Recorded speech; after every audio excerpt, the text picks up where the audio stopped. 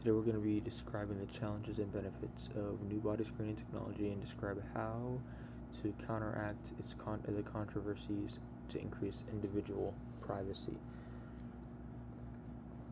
So, new body screening, right?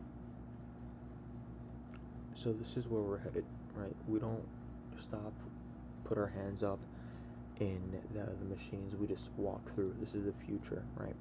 MIT Lincoln Laboratory in 2025 developed basically what they call is a quote walkthrough screening system, which basically allows passengers to pass through without stopping while automated algorithms detect concealed threats.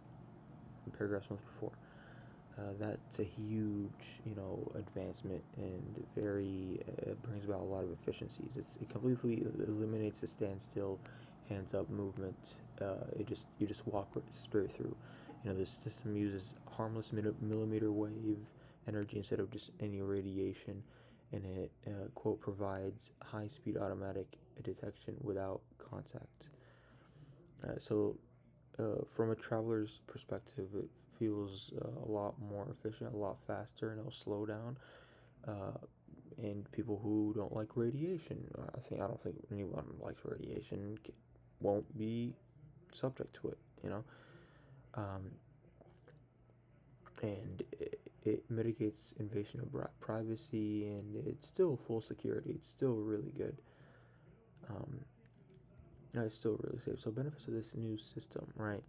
The big takeaway is that it's basically it makes flying much easier since it's more efficient. And Price and Forrest in 2016 wrote that research and development efforts continue to generate better methods of detecting prohibited items. That's what we're seeing with AI-driven scanners. They're not just faster; they're also much smarter.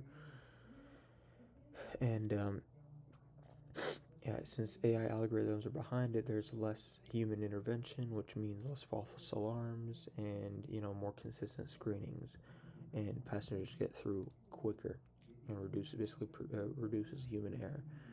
Now, the thing is, the challenges with new screening, right? It's kind of expensive, right? And AI needs constant updates with the new ways of kind of bypassing these new technologies, right?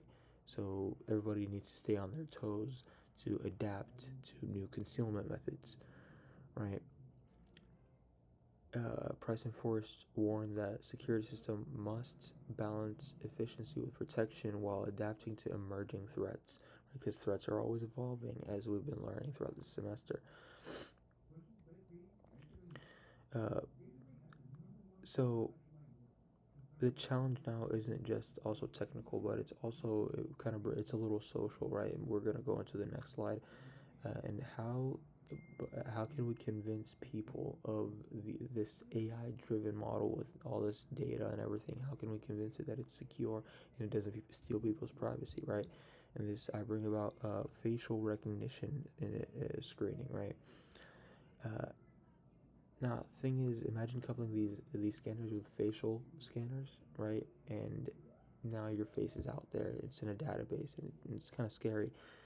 And the thing is, the U.S. Commission of Civil Rights in 2024 points out that facial recognition technology is increasingly used by the TSA, right, to confirm traveler identity and enhance efficiency, end quote. So instead of basically handing over your ID, the camera does all the work, and it verifies who you are. But that's it's a little invasive, right? The same report by the U.S. Commission of Civil Rights says that it can introduce a bias and risk not being carefully regulated. Now, privacy-focused solutions, right? So, what are we gonna do to protect people's privacy? The commission in 2024 urges that agencies need to design privacy into the system, right? Meaning, encrypt and delete data right there. You get it, you verify it, and boom, delete that data, right? Another thing is, giving passengers opt-out choices, right?